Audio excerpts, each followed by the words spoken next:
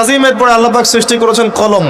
কলম এবং কলম সৃষ্টি করে আল্লাহ পাক পুরো মহাবিশ্বের তাকদির লিখেছেন।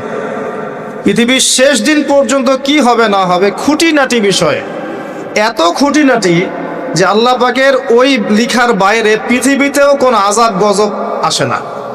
যা লিখা আছে ওটাই আসবে। পৃথিবীতে যা আসছে, যে আযাব, যে বিপদ, যে বালা মুসিবতগুলো আসছে আসমানি এবং জমিনের, এগুলোও আল্লাহর কাছে লেখা আছে। বলেন সুবহানাল্লাহ।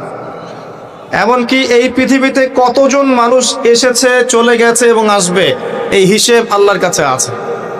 চিন্তা করতে পারেন, পৃথিবীতে কত মাখলুক আছে, হিসেব আল্লাহর কাছে আছে। এই মহাবিশ্বে কত গ্যালাক্সিজ আছে, গ্রহ নক্ষত্র আছে, আল্লাহর কাছে হিসেব আছে। পিঁপড়া কতটুকু আছে এই পৃথিবীতে, এটা আল্লাহ জানেন কতগুলো আছে। সমুদ্রের নিচে কি আছে আল্লাহ জানেন। প্রতিটা বিষয় মহাবিশ্বের লিখিত হয়ে গেছে।